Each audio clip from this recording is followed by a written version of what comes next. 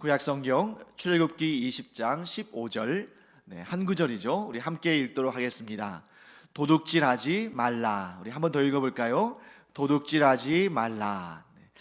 오늘 이 간단한 이 한 구절의 말씀 우리가 함께 나누겠습니다. 우리는 먼저 이제 왜 인간이 이 제8계명이 필요한가? 하나님께서 왜 우리에게 이 8번째 계명, 곧 도둑질하지 말라는 그런 계명을 우리에게 주셨는가 하는 것을 살펴보도록 하겠습니다. 자, 도둑질하지 말라는 계명을 왜 주셨을까? 자, 그 속을 들여다보면 하나님은 우리에게 사유재산이라는 것을 주신 것입니다. 그러니까 개인이 소유하는 재산이라는 것을 주셨기 때문에 도둑질이라는 것도 존재하는 거죠. 만일 개인에게 사유하는 재산이 없다면 도둑질도 없지 않겠습니까? 그래서 하나님께서 창세기 1장에서 또 창세기 1장과 2장을 보시면 하나님께서 사람을 자기의 형상대로 그리고 모양대로 만드신 다음에 하나님께서 땅을 다스리는 권한을 주셨습니다.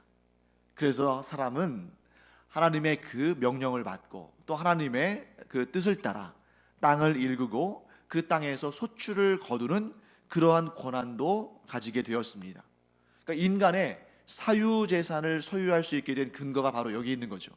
하나님께서 땅을 주셨고 하나님께서 또 경작할 수 있는 힘도 주셨고 또 그렇게 경작에서 거둔 그러한 식물들을 소유할 수 있는 그러한 권한도 하나님께서 주신 것입니다. 그렇기 때문에 각 개인이 재산을 소유한다는 것은 하나님께서 주신 은혜고 하나님께서 주신 권한이기 때문에 각 개인의 사유재산은 마땅히 인정되어야 되고 보호되어야 합니다. 만일 하나님께서 우리에게 사유재산을 소유할 권한을 주지 않으셨다면 도둑질하지 말라는 계명도 주지 않으셨을 것입니다. 자, 그렇기 때문에 정당하고 정확한 기독교 신앙을 가진 사람이라면 사회주의나 공산주의를 거부합니다. 왜냐하면 사회주의가 말하는 것처럼 개인이 사회를 위해 존재하는 것이 아니라 각 개인은 하나님의 형상과 모양을 가지고 각 개인의 존엄성을 가지고 각 개인의 존재 근거를 가지고 각 개인의 충분한 그런 가치를 가지고 있는데 사회주의와 같이 각 개인을 사회의 부속품으로 여기고 각 개인이 사회를 위해서 자신의 자유와 권한을 희생해야 한다, 그걸 내놔야 한다 하는 것은 성경의 가르침과는 다른 것이죠. 또한 공산주의도 마찬가지입니다. 공산주의는 개인의 사유재산을 부인하거나 그 소유를 인정하지 않거나 혹은 인정한다 할지라도 지나치게 제한하고 간섭합니다. 이것은 하나님의 뜻이 아닌 거죠. 그렇기 때문에 우리는 이러한 분명한 생각을 가지고 있어야 됩니다. 그것은 뭐냐면 우리 각 사람이 가지고 있는 사유재산은 하나님께서 우리에게 주신 정당한 권리다 하는 것이죠. 하지만 더 본질적으로 파고 들어가 보면 우리가 소유한 모든 것은 누구의 것입니까? 하나님의 것이다. 더 본질적으로, 즉 우리가 하나님께서 우리에게 사유재산을 허락하셨지만 그러나 더 본질적으로 볼 때는 우리가 소유한 모든 것은 곧 하나님으로부터 왔고 하나님의 것이다. 그렇기 때문에 우리는 하나님이 주신 것을 누리는 자들, 더 본질적으로는 하나님의 것을 누리는 자들이다 라고 말할 수 있습니다. 그래서 우리는 우리 그리스도인을 뭐라고 정의할 수 있냐면 우리는 하나님의 청지기들이다 라고 말할 수 있습니다. 자, 청지기는 주인의 것을 관리하는 사람을 말합니다. 그런데 이 고대 시대의 청지기는 단지 주인의 창고를 지키거나 또는 주인의 창고에서 뭐가 나가고 뭐가 들어오고 하는 것을 출납을 기록하는 그런 기계적인 역할을 하는 사람이 아니었습니다. 고대 사회에서 이 종이나 노예와 청지기는 좀 구별이 되죠. 넓은 차원에서 본다면 청지기도 주인의 종이지만 그러나 그 레벨에는 또 차이가 있고 권한과 그 임무의 차이가 있습니다. 그래서 청지기는 주인에게 특별한 권한을 받아서 주인의 재산을 때로는 적절하게 활용하기도 하고, 심지어 어떤 경우에는 투자를 하기도 하고, 그래서 이익을 남겨서 주인에게 유익을 끼치는 그러한 적극적인 역할을 하는 사람들을 청지기라고 불렀습니다. 그래서 청지기는 이런 사람인 것이죠. 주인의 재산을 혹은 주인의 사업을 맡아서 자신의 주인을 위해 자신이 할 수 있는 최대한의 노력을 다해서 이윤을 내려고, 주인을 위해서 이윤을 내려고 애쓰는 사람이 바로 청지기다라고 말할 수 있습니다. 그래서 그의 일관된 관심사, 청지기의 일관된 관심사는 어떻게 하면 주인을 유익하게 할 수 있을까? 즉 우리가 우리의 사유 재산을 가지고 그 재산을 사용하고 그 재산을 관리하고 그 재산을 투자도 하고 합니다만, 그것에 하나된, 일치된 한 방향의 목적은 바로 어떻게 하면 이것의 주인이신 하나님을 유익하게 해드릴 수 있을까? 자, 이렇게 생각하는 것이죠. 자, 그런데 이런 의미에서 참된 청지기의 모델은 바로 아담이었습니다. 인류 최초의 청지기가 아담이었던 거죠. 그러니까 하나님께서 주신 권한을 받아서 에덴 동산을 잘 관리했습니다. 무엇을 위해서? 하나님의 영광을 위해서, 하나님의 유익을 위해서. 그러니까 이것이, 아담이 이 청지기의 역할을 하는 것이 자기의 유익을 구하거나 자기의 이름을 내거나 자신을 높이기 위해서 그 청지기 역할을 한 것이 아니고, 하나님을 사랑하기 때문에 하나님께 감사하는 마음을 가지고 충성이라는 형태의 청지기의 역할을 했던 것입니다. 그런데 이러한 구도가 파괴되는 결정적인 사건이 있었습니다. 그것이 무엇입니까? 아담과 하와가 타락해서 죄가 세상에 들어온 것이죠. 죄가 세상에 들어오고 죄가 인간 안에 들어오면서 결정적인 변화가 생겼는데, 그것은 뭐냐면 사람이 자기의 생명을 자기의 것이라고 생각하고, 또한 자기가 누리는 소유 역시 자신의 것이라고 생각하게 된 것입니다. 이게 결정적인 변화인 것입니다. 그래서 죄는 아주 간단히 말하면 모든 사람들을 본질상 이기주의자로 만든 거죠. 내 생명도 나의 것이고 내가 소유한 모든 것도 나를 위한 것이다.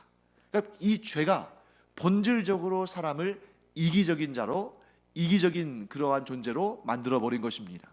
그래서 그 이전에, 죄 이전에 하나님의 유익을 위해서 감사함으로, 기쁜 마음으로, 욕심을 내지 않고 즐겁게 일하던 사람이 죄가 그 안에 들어오면서부터 자신을 위해서, 자기의 이름을 내기 위해서, 그래서 욕심을 부리면서 무리하면서까지, 심지어 부정행위를 하면서까지 있는 힘껏, 아니 그 힘을 지나칠 정도로 재물을 긁어 모으려는 탐욕스러운 존재가 되었다 하는 것을 우리가 알게 됩니다. 그래서 죄가 세상에 들어온 이후로는 사람은 더 이상 하나님을 위해 일하지 않고 자신을 위해 일하는 삶을 살게 되었습니다. 그러니까 당연히 모든 것을 주신 하나님에 대한 감사의 마음도 사라져 버린 것이죠. 하나님에 대한 감사의 마음이 사라지니까 매사에 불만족이 생기게 되고, 또한 이기적인 마음으로 가득 차서 하나님도 생각하지 않고 이웃도 돌아보지 않고 자기의 유익만을 좇는 그러한 삶을 살게 되었습니다. 더 심각한 것은 거기에서 한 걸음 더 나아가서 하나님이든 이웃이든 나의 이기적인 욕심, 나의 유익을 위해서는 얼마든지 속일 수도 있고 이용할 수 있다는 그런 마음을 가지고 그렇게 자기만을 위한 삶을 살아가면서 하나님도 다른 사람도 얼마든지 해를 끼칠 수 있는, 이용할 수 있는 그러한 상태에 이르게 된 것입니다. 결국 이러한 과정을 통해서 놀라운 변화가 생겨났죠. 사람은 자신이 재산을 소유했다고 생각하지만, 즉 사람은 자신이 재산을 소유하고 있다고 생각하지만 사실은 그 반대가 된 겁니다. 어떻게 된 겁니까? 재산이 사람을 소유하게 된 것이고 사람은 재산의 노예가 되어버린 것입니다. 즉 사람이 내가 물질을 벌고 내가 물질을 소유한다고 생각하지만 사실은 그 물질에 의해서 끌려가는 물질의 노예가 되어버리고 만 것입니다. 하나님께서 보실 때에 이러한 구도는, 이러한 상황은 너무 안타까운 거죠. 하나님을 주인 삼고 살았을 때에는 모든 일이 즐겁고 하나님의 영광을 위해서 살아가고 하나님께서 맡기신 그 사명을 보람있게 감당하고 이러한 삶을 살던 인간이 이제 하나님을 잊어버리고 또 이웃은 돌아보지도 않고 자기의 이기적인 욕망을 채우기 위해서 무리하고 만족도 없고 기쁨도 없고 그래서 하나님이 주신 물질들을, 하나님께서 주신 재산들을 다스리던 사람이 이제는 그 물질과 재산의 다스림을 받는, 그 물질과 재산의 종이 되어버린, 노예가 되어버린 이런 비참한 상황에 처해 있는 것을 하나님은 너무나 안타깝게 여기신 것입니다. 그래서 원래의 상태, 이 죄가 들어오기 이전에 그 원래의 아름다운 상태로 사람을 돌려놓기를 원하셨고, 그래서 이 세상에 누구를 보내신 거예요? 예수 그리스도를 보내신 것입니다. 여러분, 우리가 예수 그리스도를 통해서만 하나님의 자녀가 될 수 있습니다. 우리 분명히 이렇게 고백하죠. 나는, 또 우리는 오직 예수 그리스도를 통해서만 하나님의 자녀가 될 수 있다. 이것을 똑같이 어떻게 적용할 수 있냐면, 나는, 그리고 우리는 오직 예수 그리스도만을 통해서 하나님의 청지기가 될 수 있다.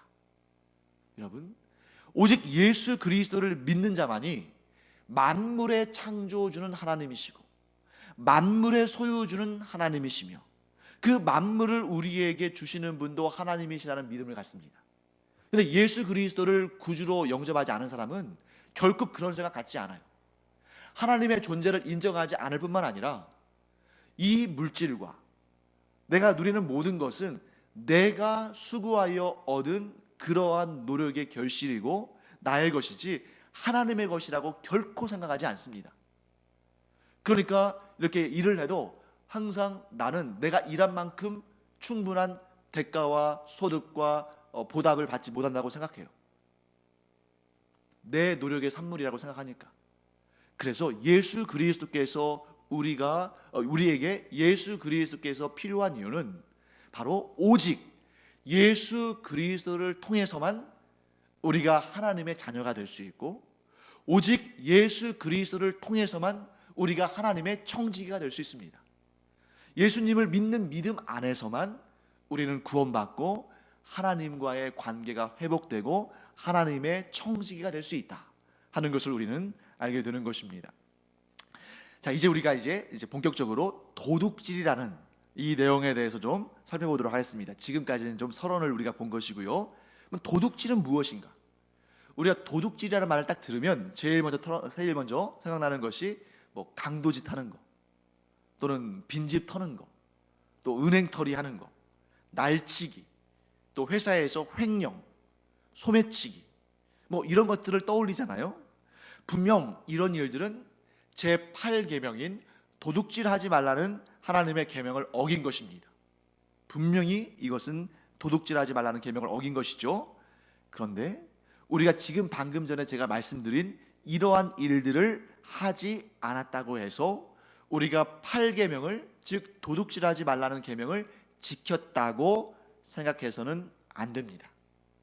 자, 거기에 대해서 우리가 매주 이 시간에 하이델베르크 교리문답 보고 있잖아요. 하이델베르크 교리문답 110문은 이렇게 질문하고 이렇게 대답합니다.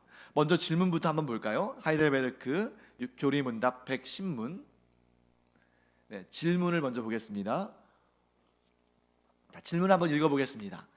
하나님께서는 8계명에서 무엇을 금하십니까? 자, 8계명은 무엇입니까? 도둑질하지 말라죠. 그러면 도둑질하지 말라는 계명에서 하나님께서 금하시는 것은 무엇일까? 자, 답을 한번 보고 우리가 읽어보도록 하겠습니다. 글씨가 좀 작지만 함께 읽어보겠습니다.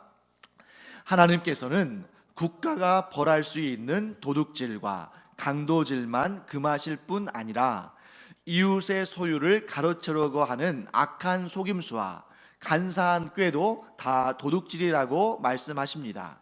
강제로 또는 합법이라는 탈을 쓰고 이런 일들을 저지를 수 있는데, 곧 거짓 저울이나 자나, 퇴, 불량품, 위조지폐, 고리대금, 그 밖에 하나님께서 금하신 일들을 말합니다. 또 모든 탐욕을 금하시고 하나님의 선물을 아무렇게나 헛되이 쓰는 것도 금하십니다. 네, 굉장히 이 도둑질하지 말라라는 이 범주가 굉장히 넓다는 것을 우리가 알 수 있게 되죠. 그래서 예를 들면, 또 여기에 나와 있지는 않지만 현대적인, 지금 예를 들어서 이 하이델베르크 교리문답은 굉장히 옛날에 쓴 그러한 교리문답이니까요. 요즘으로 말한다면 뭐 가끔 이런 거 있잖아요. 그 카드를 받지 않겠다. 그러니까 현금으로 내는 것은 받아주는데 카드는 받지 않겠다. 자, 그럴 때는 그 안에 어떤 생각이 있는 겁니까? 좀 세금을 좀 아껴보겠다, 뭐 이런 생각이 담겨 있을 수도 있는 거죠. 그리고 소득신고서에 소득을 정직하게 신고하지 않는 경우도 여기에 포함될 수 있는 것입니다. 학생들 같은 경우에는 시험 중에 부정행위 같은 게 있잖아요. 컨닝한다고 하죠. 근데 이 부정행위를 할 때 그렇게 부정행위를 통해서 점수를 높일 수 있습니다. 그런데 어떨 때는 이렇게 생각할 수 있어요. 내가 다른 학생의 점수를 떨어뜨린 건 아니다. 내가 다른 학생의 점수를 깎은 것은 아니다. 이렇게 생각할 수 있지만 상대적으로 부정행위를 통해서 내 점수를 높였을 때에 그런 어떤 그 격차가 생기는 거잖아요. 그래서 그런 부정행위로 인해서 피해를 보는 사람이 생기기 때문에 그것도 일종의 도둑질에 해당한다고 볼 수 있습니다. 또 제품을 좀 이렇게 과장되게 광고하거나, 혹은 그 제품의 또 음식물의 재료의 원산지를 속인다거나, 이런 것들도 도둑질의 범주에 들어간다고 볼 수 있습니다. 이 하이델베르크 교리문답의 마지막 그 문장에 나온 것처럼 하나님께서 주신 귀한 것들을 함부로 쓰는 것, 예를 들면 하나님께서 귀한 시간을 주셨는데, 우리에게 정말 소중한 시간을 주셨는데 게으름으로 그 시간을 허비하는 것도 넓은 의미에서는 도둑질이다라고 우리가 이렇게 정리할 수 있는 것이죠. 자, 그렇기 때문에 매 시간 반복하는 거지만 오늘 다시 한번 우리가 이 말씀을 나누겠습니다.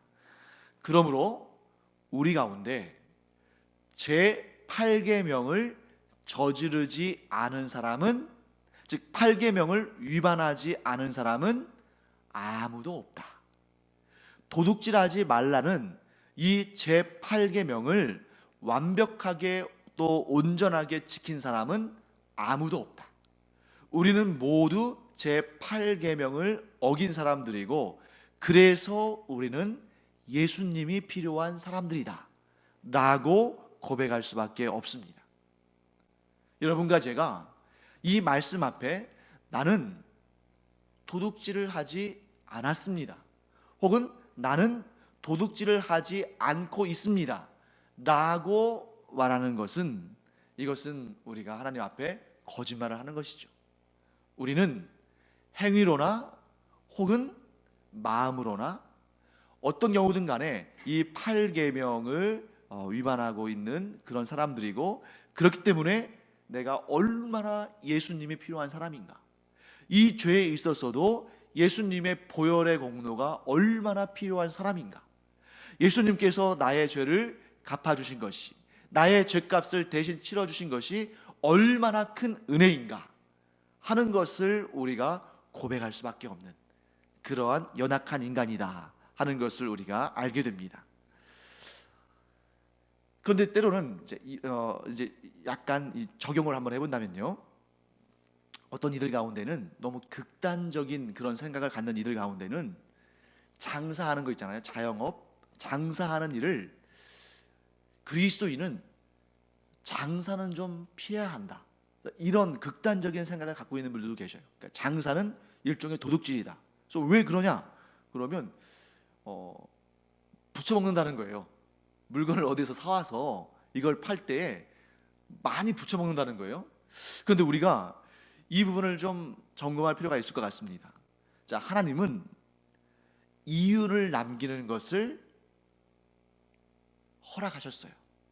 그러니까 하나님께서 어디에서 물건을 가져다가 이 물건을 누구에게 되팔 때 거기에 이윤을 붙이는 것을 금지하지 않으셨습니다. 즉 하나님은 정당한 의미에서의 경제제도와 상업제도를 허락하셨어요. 즉 사회적으로 어느 정도 합의가 이루어진, 그러니까 너무 과도하지 않은 선에서 합의가 이루어진 정당한 이윤 추구를 하나님은 도둑질로 여기지 않으신다는 겁니다. 자, 예를 한번 들어볼까요? 여러분, 사도 바울이 빌립보에서 만나서 이 많은 도움을 받은 여인이 있죠. 그 여인의 이름은 루디아인데 이 여인은 자주장사, 즉 옷감 장사를 했습니다. 자, 그런데 이 루디아가 사도 바울로부터 복음을 전해 듣고 예수 그리스도를 구주로 영접한 다음에 그 자주장사, 옷감 장사를 그만두었습니까? 그만두지 않았습니까? 그만두지 않았다는 거예요. 그래서 거기서 정당한 사업을 통해서 그 이윤을 가지고 계속적으로 사도들이 또 이제 복음을 증거하는 사람들이 그 사명을 감당할 수 있도록 아주 열심히 도왔습니다. 뿐만 아니라 예수님께서 만난 세리 삭개오가 있죠. 삭개오도 예수님을 만나고 예수님을 영접한 다음에 그가 지금까지 자신의 부정적인 행위로 인해서 피해를 얻은 자들에게 4배나 갚아주겠다라고 말했지, 그가 세리직을 그만둔 것은 아닙니다. 그리고 그 당시에 세리직에게 정당하게 부여되는 부가적인 이익들도 그가 취했을 거예요. 단지 어떻게요? 변화가 있었겠죠. 그 이전에는 너무 부당하고 과중한 그러한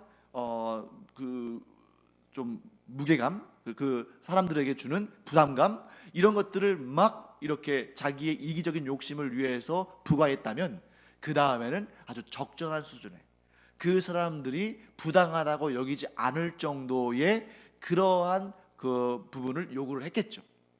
이처럼 장사를 한다는 것이 도둑질의 영역에 들어가는 것은 아니다. 그러나 거기에도 하나님께서 뭘 허용하셨냐면 그 당대의 사람들 사이에 이렇게 형성되는 공통의 어떠한 그 범주라는 게 있을 거 아니에요. 이 정도는 충분히 감당할 수 있는, 허용할 수 있는 이윤의 범위다.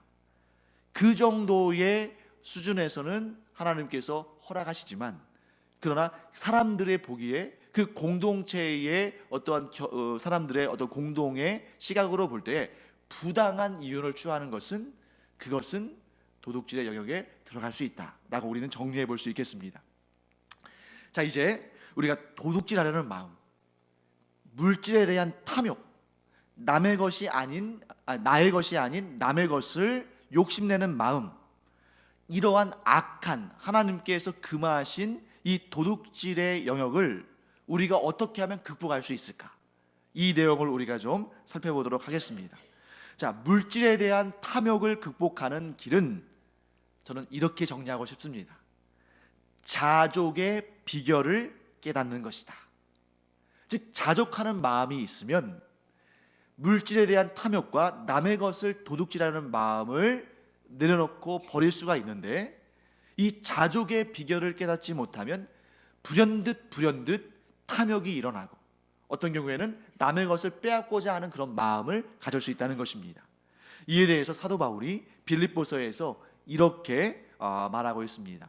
자족의 비결에 대해서 빌립보서 4장 11절부터 13절까지 말씀을 우리가 함께 보도록 하겠습니다. 빌립보서 4장 11절부터 13절까지 저와 함께 읽어보겠습니다. 내가 궁핍함으로 말하는 것이 아니니라. 어떠한 형편에든지 나는 자족하기를 배웠노니 나는 비천에 처할 줄도 알고 풍부에 처할 줄도 알아. 모든 일 곧 배부름과 배고픔과 풍부와 궁핍에도 처할 줄 아는 일체의 비결을 배웠노라. 내게 능력 주시는 자 안에서 내가 모든 것을 할 수 있느니라. 아멘. 이 사도 바울의 고백은 그리스도인이 소유에 대해서 관심을 갖지 말라, 이 소유에 대해서는 마음을 두지 말라, 이런 말씀이 아닙니다. 사실 여러분, 이 세상을 살아가면서 소유물이 필요하지 않은 사람은 아무도 없어요. 이 세상을 살아가면서 물질이 필요하지 않은 사람은 아무도 없습니다. 이 세상을 살아가면서, 특히 이 현대 사회를 살아가면서 돈이 필요하지 않은 사람은 아무도 없습니다. 그리스도인들도 먹고 입고 자고 살아야 합니다. 단지 차이가 있다면 그리스도인들은 세상 사람들과는 달리 자기가 소유한 모든 것이 하나님께로부터 온 것이고, 그것은 본질적으로 하나님의 것이며, 또한 더욱 중요한 것은 하나님께서 내게 주신 것은 내게 가장 좋은 것이다 라는 믿음을 가지고 자족하는 것입니다. 여러분, 이 빌립보서는 우리가 보통 옥중서신이라고 이제 분류하죠. 그래서 사도 바울이 이 편지를 쓸 때는 로마에 있는 감옥에 갇혀서 네로의 칼날에 처형당할 날만 기다리고 있던 때입니다. 그런데 여러분, 이런 처지에서 자족한다? 이거는 정말 상상하기 힘든 일이잖아요. 오늘 죽을지 내일 죽을지 모릅니다. 뿐만 아니라 그 어두침침한 감옥에서 여러분, 쓸만한 음식이라 적겠어요? 정말 이걸 먹고 어떻게 살까 하는 그러한 정말 어떻게 보면 정말 이 사람이 먹을 음식인가 싶을 정도의 음식을 먹었을 것이고, 정말 그 눅눅하고 춥고 어떨 때는 덥고 한 그런 불편한 잠자리, 누가 봐도 고통스러운 그 하루하루를 정말 어떻게 살까 할 정도로 그 하루하루를 살아가면서도 사도 바울이 어떻게 했다는 겁니까? 자족했다는 것입니다. 자, 어떻게 사도 바울이 그런 열악한 환경 가운데서도 자족하는 삶을 살 수 있었을까? 정말 너무 어려울 것 같아요. 제가 그 자리에 간다면 정말 제가 자족할 수 있을까? 정말 어려운 일입니다. 그런데 사도 바울의 고백에 의하면 자족은 저절로 되는 것이 아닙니다. 그래서 사도 바울이 뭐라고 말하냐면, 어떠한 형편에든지 나는 자족하기를 배웠노니. 즉 사도 바울은 자기도 자족하기를 배웠다고 말합니다. 그러니까 어느 날 갑자기 눈 뜨고 보니까 자족하는 그런 자신이 된 게 아니에요. 어느 날 갑자기 딱 깨달음을 얻어서 나 이제부터 자족해야겠다 이렇게 한 게 아니라는 것입니다. 사도 바울은 어떻게 한 것입니까? 자족하기를 배웠다는 것입니다. 그러면 사도 바울이 이 자족하기를 누구에게 배웠을까? 바로 사도 바울은 예수님께 자족하는 것을 배운 것입니다. 또한 이 사도 바울은 하나님으로부터 이 자족함을 배운 것이죠. 자, 우리가 그 내용을 한번 살펴볼 텐데요. 고린도후서 12장 7절부터 10절까지 말씀입니다. 우리 함께 읽어보겠습니다. 여러 계시를 받은 것이 지극히 크므로 너무 자만하지 않게 하시려고 내 육체의 가시 곧 사탄의 사자를 주셨으니 이는 나를 쳐서 너무 자만하지 않게 하려 하심이라. 이것이 내게서 떠나가게 하기 위하여 내가 3번 주께 간구하였더니 나에게 이르시기를 내 은혜가 내게 족하도다. 이는 내 능력이 약한 데서 온전하여 짐이라 하신지라.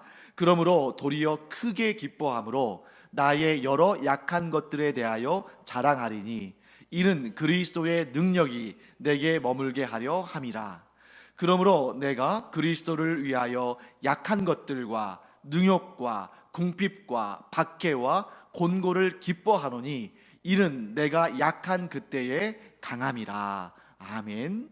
바로 사도 바울은 자족을 예수님께 하나님으로부터 배운 것입니다. 그런데 어떻게 배운 것입니까? 사도 바울의 육체의 가시가 있었고 여러 가지 약한 부분들이 있었습니다. 그래서 사도 바울이 정말 죽음을 각오하고 3번이나 간절히 하나님께 기도했는데, 그때 하나님께서 뭐라고 말씀하신 것입니까? 나의 은혜가 너에게 족하도다. 여러분, 이 이전까지는 사도 바울이 이 비결을 알고 있었을까요? 모르고 있었을까요? 몰랐죠. 이 약함이 하나님께서 주신 은혜라는 사실을 몰랐기 때문에 사도 바울도 자기의 생명을 걸고 어떻게 해요? 3번씩이나 하나님께 간구했습니다. 뭘요? 이 육체의 가시를 떠나게 해달라고. 그런데 하나님께서 자족의 비결을 알려주신 것입니다. 뭐라고 말씀하신 것입니까? 나의 은혜가 너에게 족하다. 내가 너에게 준 이 육체의 가시, 또 내가 너에게 준 이 연약함들이 도리어 너에게 더 귀한 것이다. 내 능력은 약한 데서 온전하여진다. 이러한 자족의 비결을 사도 바울이 배우면서 놀라운 변화들이 일어난 것입니다. 그렇구나.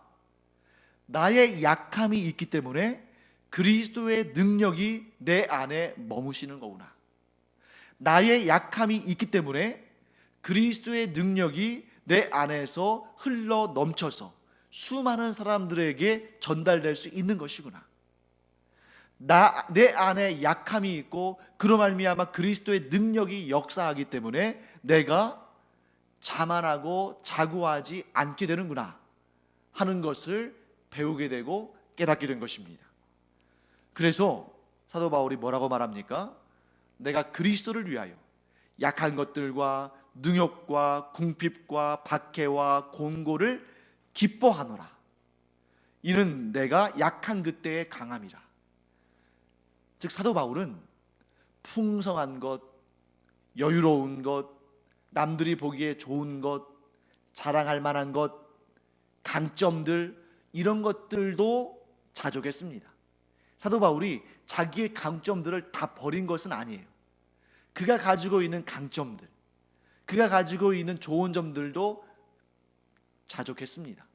그런데 거기에서 끝나던 그러한 관점이 예수 그리스도를 통해서 하나님께 배운 이 계시의 가르침을 통해서 더 온전해진 겁니다. 이제는 어디까지 나간 것입니까? 하나님께 간절히 간구하며 거두어 가주시기를 원했던 그 육체의 가시들도 자족하게 됐고, 오늘 이 본문에 나오는 것처럼 약한 것들, 능욕, 궁핍, 박해, 곤고, 이런 것들마저도 자족하는 그런 은혜를 갖게 된 것이죠. 여러분, 내 안에 있는 장점들, 내 안에 있는 약점들, 내 안에 있는 강한 것들, 내 안에 있는 약한 것들, 이 모든 것이 하나님께로부터 와서 나를 풍성하게 채우시고 나를 통해서 많은 사람들을 돕게 하시는 하나님의 능력, 그리스도의 능력이 된다는 이 깨달음을 얻고 모든 것을 자족하면 도둑질 하겠습니까? 내게 뭔 부족함이 없는데 도둑질하려는 마음이 생기겠습니까? 탐욕이 생기겠습니까? 남의 것을 빼앗고자 하는 마음이 생기겠습니까? 그렇지 않다는 거죠. 그래서 우리가 분명히 이 시간 이것을 알아두기 바랍니다. 도둑질하지 않을 수 있는 최고의 비결은 자족함을 배우는 것이다. 그런데 그 자족함은 좋은 것들로만 채우고자 하는 것이 아니라, 세상적으로 볼 때 좋은 것이든 나쁜 것이든 내 안에 있는 모든 것은 하나님께서 허락하신 것이고 하나님께서 그 모든 것들을 통해서 일하신다. 하나님께서 나에게 가장 좋은 것들을 주셨고 그것들은 때로는 내가 원치 않았던 것들일 수도 있다. 그럼에도 불구하고 그것들을 통해서 하나님께서는 나에게 가장 좋은 것을 이루신다. 이 자족의 비결을 알므로 말미암아 우리가 도둑질하지 아니하고 하나님의 청지기로서 내 안에 담아놓으신 모든 아름답고 귀한 것들을 하나님의 영광을 위해서, 그리스도의 그 복음을 위해서 기쁘고 즐겁고 감사하게 활용하는 우리가 되기를 간절히 축원합니다.